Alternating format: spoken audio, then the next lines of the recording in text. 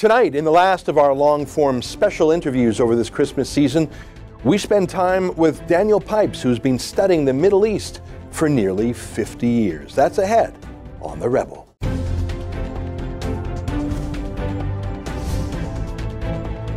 Why should others go to jail when you're the biggest carbon consumer I know? There's 8,500 customers here, and you won't give them an answer. You come here once a year with a sign, and you feel morally superior. The only thing I have to say to the government about why I publish it is because it's my bloody right to do so.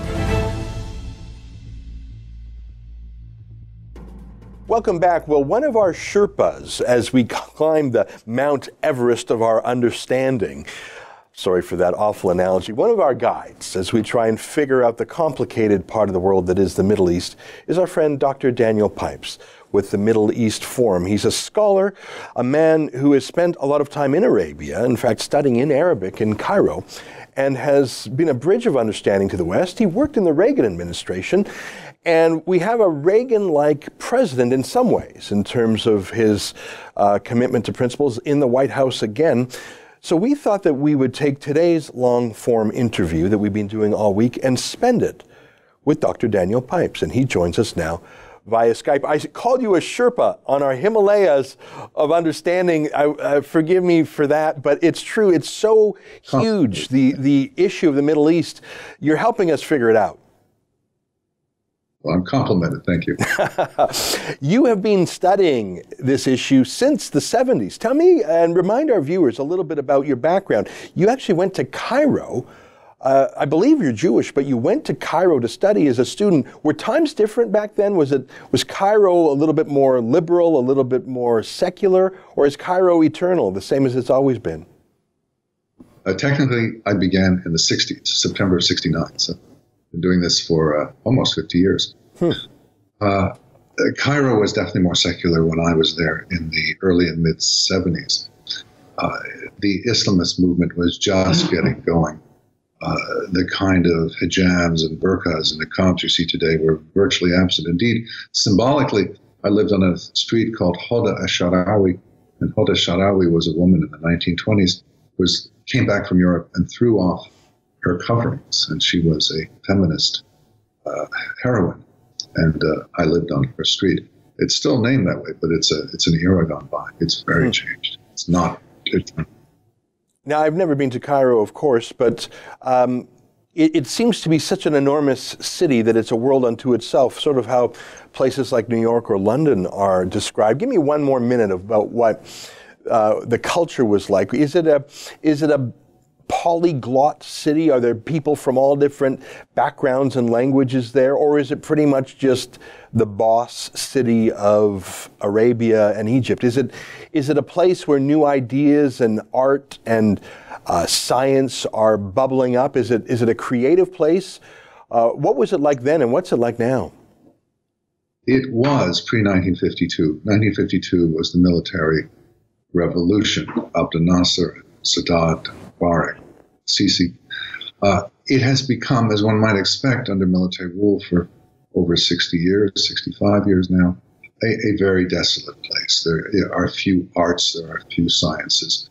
There's little going on, but it was in the old days, a place for movies, for songs, for scholarship and the like. So it is a dreary place intellectually and culturally. And often Egyptians who have a spark will go off to Abu Dhabi or to Europe or to North America. It is not a place where things are happening. Well, I want to move off of Egypt in a moment. I mean, it's interesting to me because you spent time there, and of course the place has obviously changed, as all places do over time. Egypt was, in many ways, it's the most important Arab country, perhaps with the exception of Saudi Arabia. Hosni Mubarak, who is so permanent, he's like those mighty stone faces on Easter Island, always there until he wasn't, until he was toppled in the street protests in the Arab Spring. And then a Muslim Brotherhood radical, Mohammed Morsi, took power and started really careening the country to an Islamist regime until the people and the army took back Now they have a president, al-Sisi. Did Egypt come back from a near-death experience there, or is Egypt on a stable path now? Does it have any economic hope? Is al-Sisi more reformist? Is he more tolerant of Christians and even more open to Israel? My view is that 1952, as I just suggested, was the decisive date. That's when the military took over. It's very much still in charge. The generals might take off their uniforms, but they're still generals. And they, in fact, over the decades, increasingly control the economy and other aspects of Egyptian life. It's rather dreary. It's military junta for 65 years. There was a one-year break when Mohammed Morsi was in charge in 2012-13. But even then, the military was ultimately the ruler. It just let him do it. And when they had enough of him, they got rid of him. So it's military rule ad nauseum. It's still there. It's hardly changed. I really see Sisi as a younger version, a generation younger version of Mubarak. I don't think he's doing a very good job. I think he's repressive. I think he is not fair towards the Christians. He has taken a few steps, which are positive, to be sure, especially with the currency. But overall, Egypt continues on its downward slide. Perhaps the single most interesting and important fact about Egypt is that it is the world's largest consumer of cereals, of grains. More go to Egypt than to any other country. They can't feed themselves. What was once the breadbasket of the Nile is now unable to feed itself. And it isn't changing. It isn't getting better. No, I'm sorry to hear that. I see hunger and indeed starvation in Egypt's future. Well, that's incredible. And of course, in terms of population, it is an enormous country. There was a moment in time, let's just hop around the region a little bit. I mean, there was a moment in time where they called Beirut, Lebanon, the Paris of the Middle East. And there was a moment, very, very briefly, where there seemed to be some harmony between the Muslims and the Christians. And it was almost like they would rotate the prime ministership or the presidency, if I recall. And it was a touch of Europe, a touch of the Mediterranean. Is there any place in Arabia where a liberal, tolerant, peaceful, civilian society has taken root? Is there any place that's a flicker of hope, or is that region just doomed? Just one small correction. In Lebanon, the positions of president, prime minister, and so forth are fixed by community. They don't ever. Yes, there is, on the more important level, some place for hope, and that's Abu Dhabi and Dubai in particular. To a lesser extent, other sheikdoms of the Persian Gulf. But Abu Dhabi and Dubai are, they're not exactly democracies. They have their problems. But insofar as there is cultural innovation, insofar as there is economic prowess, indeed military, they're growing stronger. Abu Dhabi, Dubai, United Arab Emirates is the place to watch. And that's not a surprise. I mean, they're doing all sorts of interesting and in some cases extravagant things. Well, but really, I mean, those two places you mentioned, they're still quite small. I mean, they're impressive, world's tallest tower, the Burj Khalifa. You mentioned Lebanon has 4 million people. UAE has 10 million people. Okay. Mind you, most of those people, 8/9 of those people are foreigners, but still it's 10 million people. Not so small. There you have it. I mean, you have perhaps a princely class. I mean, it's the same thing with a lot of these tiny oil-rich regimes, even Qatar itself, even Saudi Arabia. In so many of these countries, fair enough, but it's a place for Egyptians and others to go to and to make money and to do things. It answers your question. Yes, there is a place. Yeah. It has its faults, limits, but it is the place. I visited Singapore once very briefly, and that's a very multiracial, multi-religious city-state. And it seems harmonious. They have a very, very stern approach to Islamic radicalism. They crack down on it at the first whiff of it. They shut down any hate preachers in mosques. And it reminds me of, in some ways, communist China in terms of we want to make money, but we don't want any political shenanigans. It's freer than China, but they managed to keep a lid on it. Is that the best we can hope for Arabia, to have sort of a benign dictator who immediately snuffs out Islamic extremism? Is that the best case you're going to get, a Dubai? At this point, it is. And it's noteworthy that the UAE a few years ago declared the Council on American Islamic Relations to be a terrorist group. This is, nobody else, no other government has done that. At this point, I think a benign dictator is about as good as we can expect, but I have hopes that over time that will evolve. One person made a very interesting analogy for me, that just as you go to the doctor and you're given a prescription, you don't really know what it's all about, you just take it because the doctor knows better. So in places like the UAE, they see the leaders as knowing about politics. They know, you don't. You follow what they do. Mm-hmm. It's not quite perfect, but I think it does explain the attitude that one finds, a rather apolitical attitude. We've talked a bit over the course of the year of how Donald Trump has tried to change the traditional ruts and routines of the international diplomatic and political approach to the region. One of the things that Trump, I think, is changing is he's removing the Palestinian dispute as the central challenge. And I think that's wise. I mean, when I was in Israel in March, I learned that all of the Arab-Israeli wars and terrorism combined, the total number of casualties on both sides over the last 100 years is 100,000 people. Now, obviously, that's a disaster, that's a tragedy, that's horrific. But compared to just, the civil war in Syria, that's like 6 months of Syrian death toll. That's, I'm sure they've exceeded that in Yemen, the Iran-Iraq war.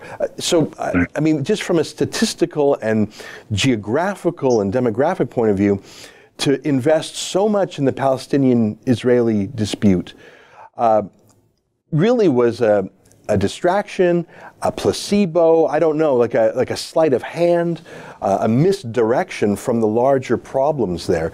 I actually did a study with a German scholar, Gunnar Heinzen, a little over a decade ago, that we looked at all international conflicts since 1945. And the Arab-Israeli conflict came in number 49. If I remember correctly, the number of deaths was about 50,000. So yes, it's way down and below many conflicts you never heard of. It is not a major conflict from the point of view of fatalities. It is a major conflict from the point of view of the international system. What the Eastern question was in the 19th century, the Arab-Israeli conflict is today. It involves so many actors, so many states and non-states.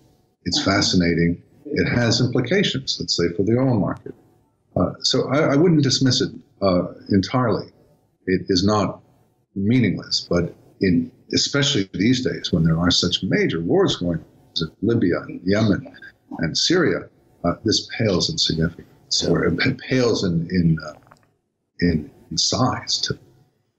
Well, I think you're wise to point out the oil question. I mean, Israel was the excuse or the fig leaf for the OPEC cartels to double and then double again the price. So, it's been remarked endlessly that the Palestinian refugees, they're third generations living in the same town. I've seen these refugee camps with my own eyes.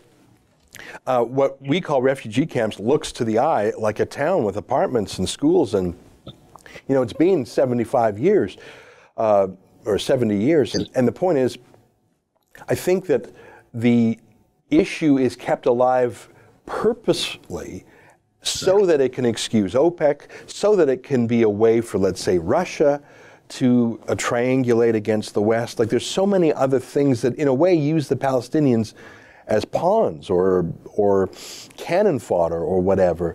Some people say that Jerusalem is the heart of the Arab-Israeli conflict. I say no. It's these so-called Palestine refugees, who, as you point out, are refugees unto the generations. You have children, grandchildren, great-grandchildren who are still supposedly refugees. But it's even worse than that. The Palestine refugees who take the nationality, say, of Jordan are still refugees. The Palestine refugees, so-called, who live in the Gaza and the West Bank are still, although by our country's policy, our home, are still refugees. It's preposterous. It's evil. It's the dank heart of the Arab-Israeli conflict. And I might say that my organization, the Middle East Forum, has been working for some years now on trying to change our government's policy to say, okay, we'll give you money. We're not trying to stop the money, but we will not consider you refugees. You are no longer refugees. And by the way, according to UNRWA, the United Nations organization that it deals with these refugees, there are some 6 million of them, and they're growing because children and grandchildren. But according to our estimates, there are actually some 20 or 30,000 and getting small. Very, very difficult to count. Well, I've seen studies by the Pew Research Center, which is a reputable and liberal research center, does a lot of international polling. That I think it has a good reputation for accuracy. I don't know what your view is. The Pew Research Center tests different subjects, and the cultural attitudes of the countries surrounding Israel, Jordan, Turkey, Lebanon, I don't think Pew has done surveys in Syria, makes me believe that peace between Israel and its neighbors will be unlikely to be achieved if it was the will of the street, the Arab street. Now, I don't know if that will is ever actually expressed because they're not democracies around there. But if you have generations of anti-Semitic hate pumped into society through government speeches, through the media, through kids' textbooks, if you've had 70 years of demonizing Israel and Jews as not even human, as subhuman or devils, if you have rampant conspiracy theories that AIDS is a plot from the Israeli military, for example.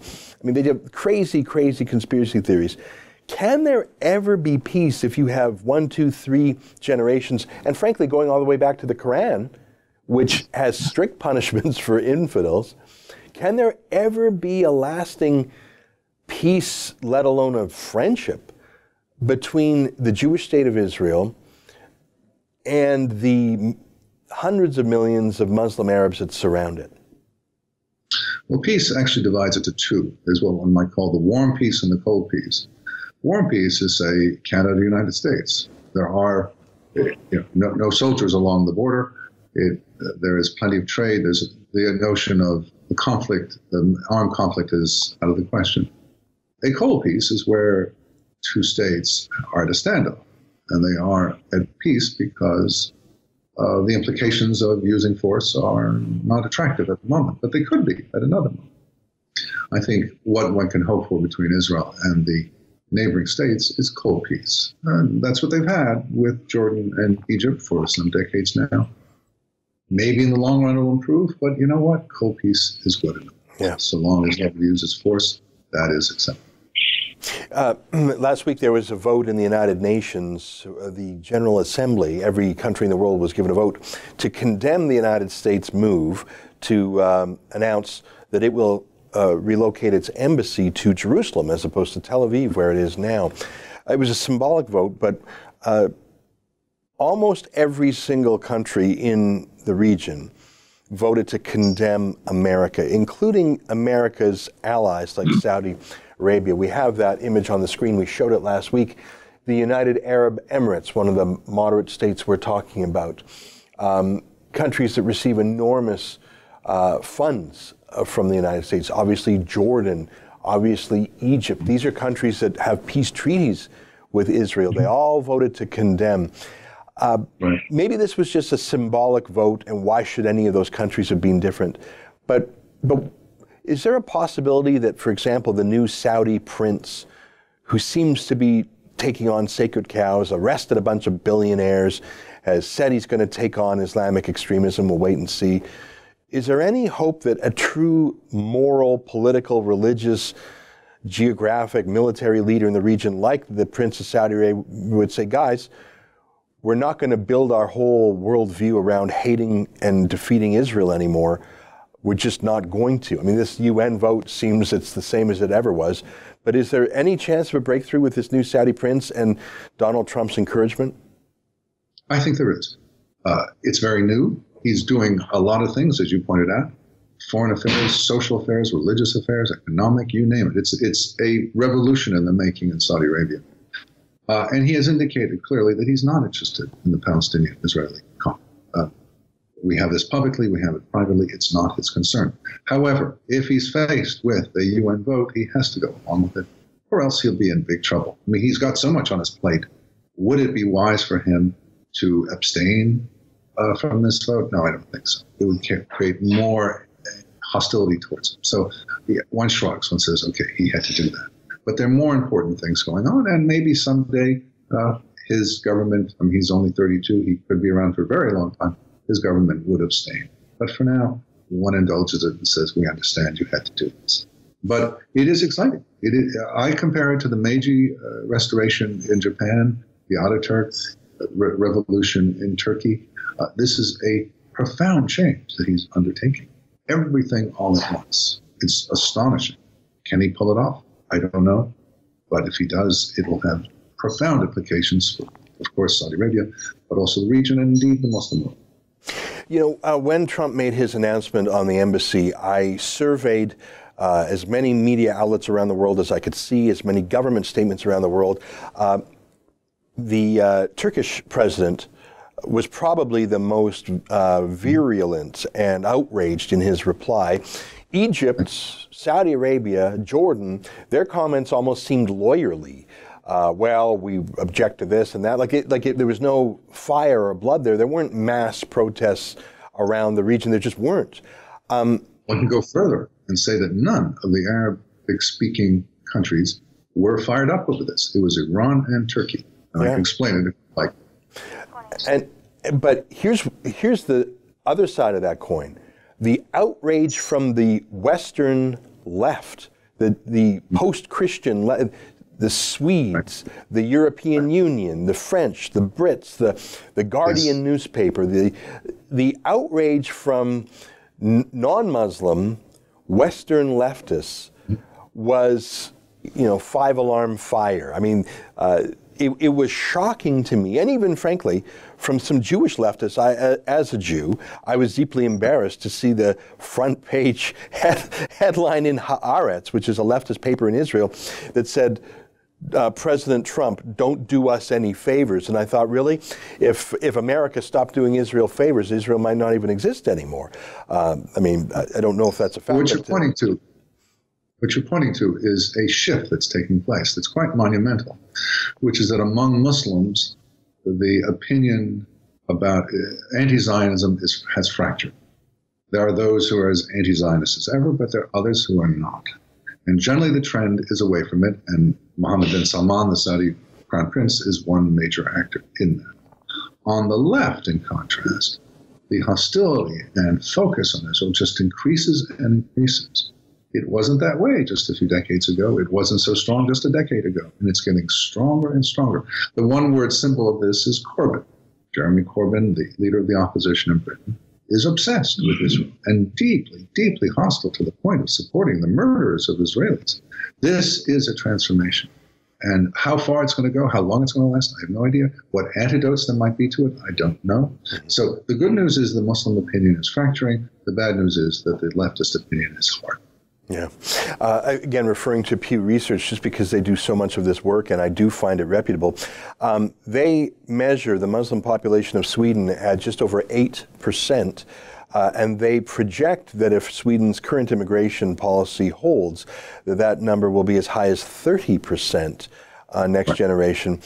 30% is, in fact, I would call that a working majority, even though it's not obviously majority. You and I have talked about this before. You said, well, that's still 70% on the other side.